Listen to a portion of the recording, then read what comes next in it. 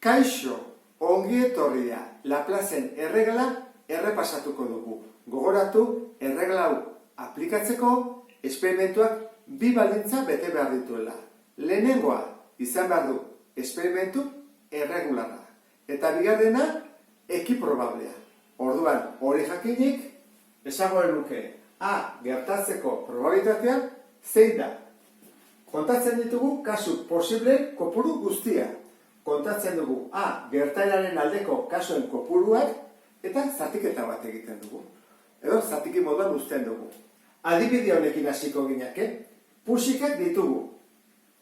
Pentsatu behar dugu, pusikadenak diala tamainu berdinakoak eta pisu berdinakoak, bestela ez ditzateke izango ekiprobablea. Demagun horietako bat ausaz hartzen dugula. Orduan, egin dezakegu behin eta berriro, ze ausaz ari hartzen. Kalkulatu, orduan, probabilitatea urdina izateko, txuria izateko eta gorria izateko. Orduan, zer jartzen dugu izendatzailean? Jarriko ditugu kasu posible guztiak. Zenbat ditugu? Ditugu hemen 6, hemen 4 eta hemen 5. Guztira 15. Orduan, denetan 15 jar dezakegu. Ezta? Beti da 15. Orduan, horren ikusiko ditugu, gertaeren aldeko kasuak. Hau da, zenbat dira urdinak? Orduan, 1, 2, 3, 4, 5, 6. Horra jarriko dut hemen, 6 15, txuriak eta gorriak 5 15. Argi dago, hemen probabilitate handiena urdinak duela, ezta? Hemen ikusten da 6, hemen 4 eta 5 hemen ere bai, ezta? Hemen, faltaztegu gauza bat egitea bukatzeko simplifikatu. Horren, biak simplifikatu dutezke irukin. Gaitu duke 2 5, hau ez da simplifikatu, eta hemen ere bat. Eta horren, jarretuko genuke beste adibide batekin. Pentsa ezagun 2 txampon bota ditugula, ezta? Gorriak ateratzeko probabilitatea. Hori da, pilota jolasteakoan, badakizue, daudela txamponak alde batetik gorria eta bestea urdina. Zein da probabilitatea gorriak ateratzeko? Hau da, probabilitatea jarriko genuke horrela 2 gorriak ateratzeko. Zein da? Orduan, ikusi behar dugu zenbat kasu daude guztira. Pentsa dezakegu izan daitekela 2 urdin, 2 gorri, eta gorri bat, eta urdin bat, hau da, bilet desberdinak. Horren, guk hau pentsatzen badugu, esango duke, 3 kaso daude, 1, 2, 3, horren, 3 kasotik gorria bat da. Ezta?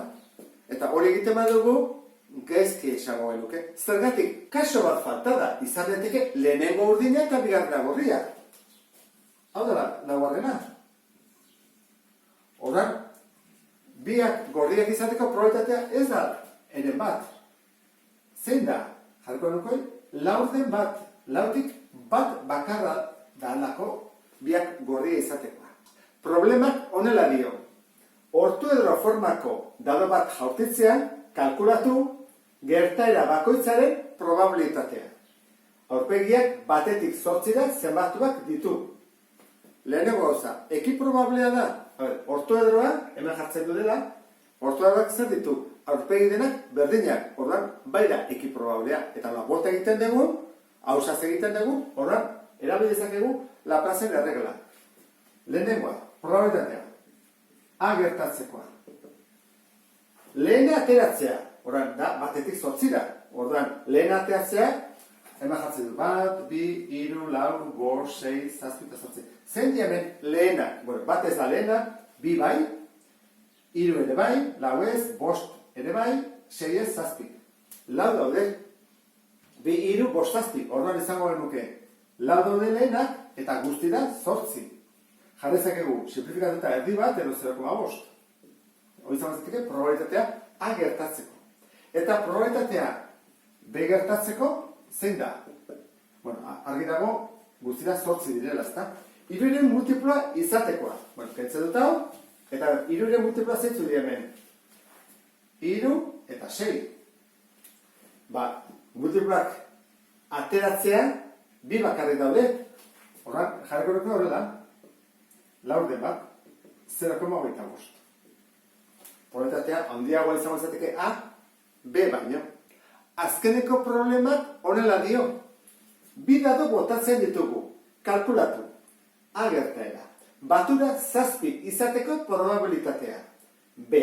Batura 7 baino handiagoa izateko probabilitatea. Eki probabilia da? Pentsatzen dugu baietz, ezta? Izango dira datoak eta aurpegiak berdinak. Eta zenbatekoak pentsatzen dugu kuboak direla, ezta? Hau bezalakoa. Ez dut zer esaten, horra izango dira 6koa, bestela esan beharko dute 8koa dian edo zerbait. Horan, jarraitzen dugu. Hau horrela baldin bada, hemen jakiteko kasu posible guztiak asko dira. Horan, guk erabiltzen ditugu, badakizu ikasi dugunez, bi bide, ezta? Izan daiteke Suez diagrama edo laukia, ezta? Hemen zein erabiliko zenuke? Nik uste dut errexagoa dela laukia, ezta? Horren dut lauki bat eta hor jarriko ditugu kasu posible guztiak. Hastera noa?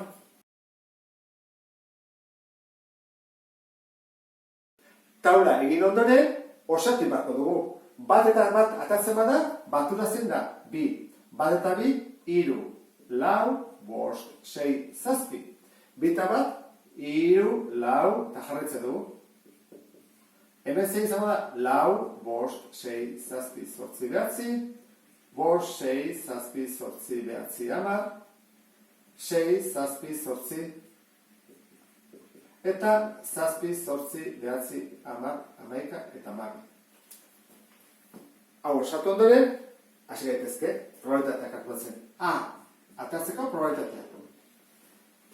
Zenbat kasu daude, zenbat utxune daude hemen bete ditugunak? 36, horran, guztira, 36 kasu daude. Eta 7 izateko probabilitatea, 1, 2, 3, 4, 5, 6. 6 36-ren. Simplifikatuz, 6-ren bat. Argi dago, 7 dela zenbaki gehien atertzen dena, ezta? Besteak gutxiago atertzen dira. B probabilitatea. 36 kasu daude, ezta? Orduan, 7 baino handiagoa izateko probabilitatea. Zenbat ditugu?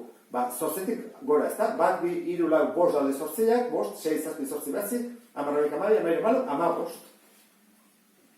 Orduan, biak simplifikatu beharko ditugu, 3, ezta? Orduan, hau izango izateke 5 eta 12. Jakiteko, zen den, 10 kalkulara joaniko genuke. Orduan, probabilitatea, hola kalkulatzen dugu, taula hau eginez, oso pentsatzen dut ikusten dut askotan erabilgarria izan daitekeela. Beste batzuetan, Suez diagrama eginez. Honekin errepasatu dugu beste bat arte, agur.